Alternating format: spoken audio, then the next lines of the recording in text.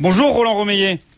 Oui, bonjour, bonjour Jean-Michel, bonjour Jeannot, bonjour à tous. Je parle que de ces deux noms parce que je vous ai senti un peu énervé, agacé ces derniers jours sur la façon dont on vient négocier directement avec vos joueurs. Ah, écoutez, effectivement, il y a une déontologie où normalement le club qui est intéressé par un joueur bien s'adresse d'abord à son club pour savoir s'il est transférable ou pas, et puis après, effectivement, le club intéressé prend contact avec l'agent et le joueur. Ça veut dire que le Paris Saint-Germain perturbe un petit peu le marché aujourd'hui avec l'histoire de l'arrivée des Qataris par exemple ?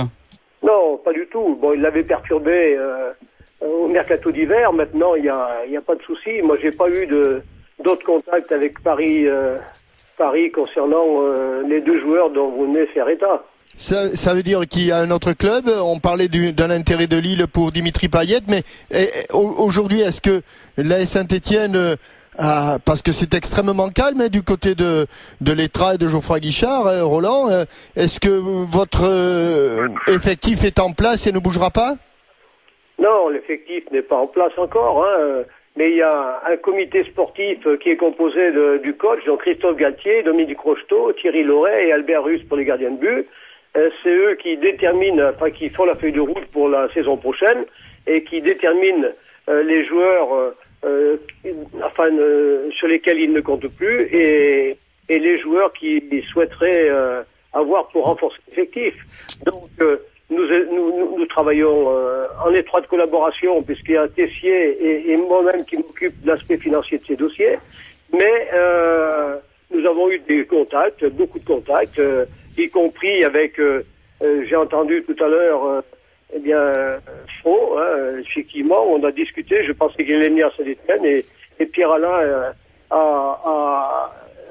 Apparemment, il a reçu une belle offre de salaire du côté de Caen, bien supérieure à ce que proposaient et Saint-Etienne et Bordeaux et Auxerre. Voilà, Saint-Etienne, Bordeaux, Auxerre et Nancy. Donc, après, c'est un choix du joueur, choix du club aussi. Parce que privilégier que l'argent, c'est pas ma façon de voir, mais enfin, peu importe.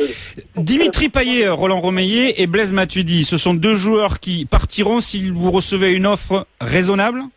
Alors, en ce qui concerne Dimitri Payet, effectivement, depuis le mercato d'hiver, l'ambiance a été un petit peu cassée avec la direction et le désir du joueur est de quitter Saint-Etienne. Bon, si il y a un club qui nous donne, qui nous paye à juste valeur Dimitri Payet. Valeur estimée à combien, Roland ?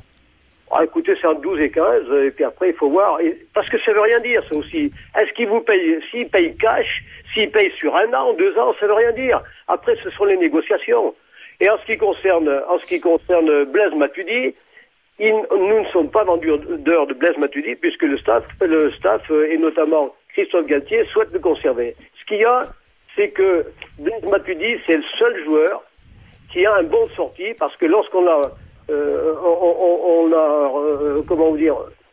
réévalué son salaire et prolongé, il a un salaire qui est élevé, et nous avions discuté avec ses agents. Il y a une clause de sortie qui est signée entre le joueur et nous-mêmes à 13 millions, plus 2 millions de bonus ferme. Alors 13 et 2, pour moi, ça fait 15. Ça veut dire que s'il y a un club qui met 15, eh bien, nous serons dans l'obligation de le laisser partir puisque nous avons signé des engagements. Mais au-delà si vous voulez, le staff, je dis bien, compte sur lui l'année prochaine. Nous voulons être compétitifs, nous avons de l'ambition et nous voulons garder les meilleurs joueurs. Ça veut dire que de toute façon, les finances de l'AS Saint-Etienne, Roland, dont tu t'occupes, obligent quand même à un équilibre entre les départs et les arrivées.